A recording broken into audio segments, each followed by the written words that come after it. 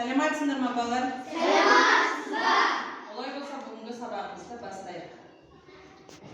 Яғни пәніміз жаратылыстану, сабақтың тақырыбы жарықтың жұтылуы деген не?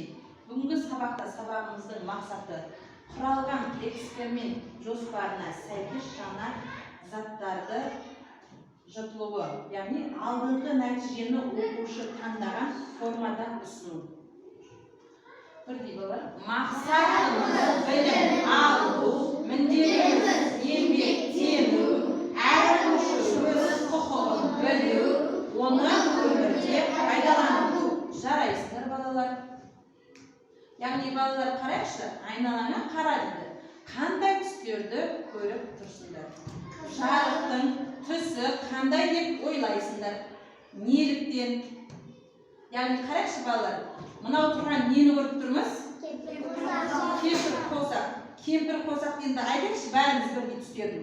Қызыл, күлгін, жасыл, ашық жасыл, сары, ашық сары, қызыл. Яғни ашық қызыл түс, иә балалар? Енді осылардың түсін айтайықшы. Қызыл. Қызыл. Яғни қазақшасы қызыл, ағылшыншасы рет, орысшасы қандай? Красный. Жарайсыңдар. Ары күлгін түс. Қандай? Көк түс. Көк, ағылшынша. Blue, орысша қандай? Синий. Жарайсыңдар балалар. Ары қарай жасыл түс.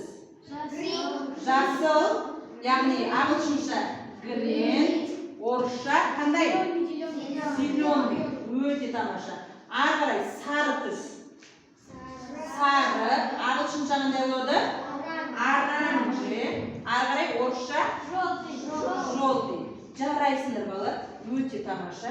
Яғни қараймыз, жарықтың түстері қандай деп ойлайсыңдар? Яғни неліктен? Кемпір қосақ қандай түстерден тұрады? Яғни қанша түстен тұрады балалар? 7 түрлі түстен тұрады. Жарайсыңдар. Енді қараймыз балалар, сен ақ жарқын деген сөзді естіген боларсың. Күн сәулесін ақ жарқын ретінде көреміз. Осы ақ жарық 7 түстен не істейді дедік? Құралады екен. Оны ең алғаш зерттеген кісі 1672 жылы ағылшын ғалымы Исаак Ньютон ашқан екен. Яғни жаңбырдан кейін күн шығып, күн сәулесін ауадағы мөлдір су тамшылары арқылы өткенде ол 7 түске не істеледі дедік? Жіктеледі. Яғни кемпір қосақ бірінші ақ түске айналады, ақ түстен кейін сары түс болып, сары болса қандай түске айналып кетеді? Сары түске айналады. Ол қайтадан ақ түске айналып, қайтадан жасыл түске айналса, ол қандай болады? Жасыл түске айналады. Ол қайтадан ақ түс болып, қайтадан көк түске айналатын болса, ол қандай болады? Көк түс болады. Яғни мынау ағылшын ғалымы кім екен? Исаак Ньютон екен. Яғни осы түстерді бұл кісі не істеген? Зерттеген. Жарайсыңдар балалар. Сонда біз денелерді неліктен түрлі түс етіп көреміз? Енді қараймыз. Айтарлықтары қандай бір сары түс дегенде ақ жарық келіп түсті делік. Яғни денеден жарықтың сары түсі шағылысып, басқа түстер не істейді екен? Жұтылады. Яғни ақ түс болған кезде соны бұл не дейді екен? Ақ түс болып қайтадан басқа түстерге жұтылады деген, жоқ болып кетіп, қайтып шығады. Сондықтан біз денені сары түс етіп көреміз. Енді балалар, мына жерде біз ненің суретін көріп тұрмыз? Өсімдіктің суреті. Екінші? Бана, жемістің суреті. Үшінші? Гүл. Бұл ненің? Өсімдік. Яғни қараймыз енді, жаңа сіздерге мен айтып кеткен болатынмын. Ақ түс болып жасылға айналса, ол қандай болады деді? Жасыл түске айналады екен. Ол ақ болып сары түс болатын болса, ол қандай түске айналады деді? Сарыға айналады екен. Ол ақ түс болып көкке айналса, ол қандай түс болады екен? Көк түс болып айналады. Жарайсыңдар балалар, өте керемет. Неліктен біз денелерді түрлі түсті етіп көреміз? Сызбаға сүйеніп сұрақтарға жауап бер. Мысалы, біз жаңа айттық, балалар, ақ түс қандай түске боялады дедік? Жасыл түс. Ақ түс қандай түске боялады дедік? Сары түс. Көк түс қандайға боялады? Ақ болып көк түске боялады. Енді жарық сәулесі деген беті тегіс, жылтыр айна сияқты заттардан жақсы шағылатынын білесің, иә?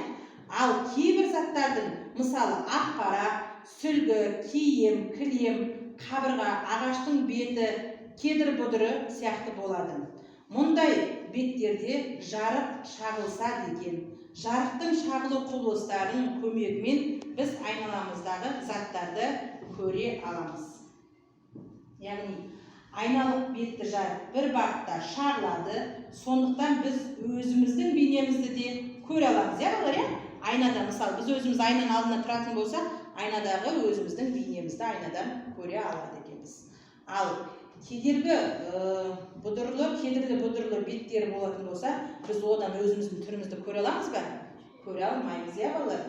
Сондықтан өзіміз бейнемізді көре алады екенбіз. Бірақ ол затты не екенін ажыратамыз. Мысалы, кітап, беті кедір бұдыр, оған түскен жарықты шағылса, ол кітап көріне ме? Көрінбейді, көрінбейді. Дұрыс айтасыңдар. Суретте дәл сондай суреттер мен әріптерді де біз не істейміз? Көре аламыз. Білім шыны ағашы, яғни білім шыны ағашына біз келіп өзіміздің смайликтерімізді жабыстыруға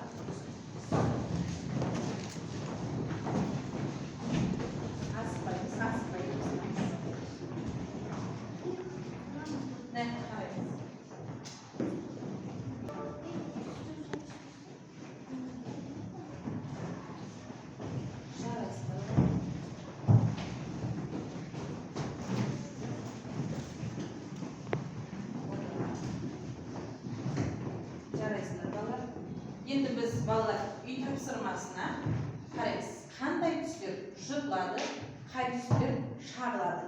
Яғни осы тапсырманы қайтадан біз үйге не істейміз? Қайталап оқып кетеміз. Жарайсыңдар.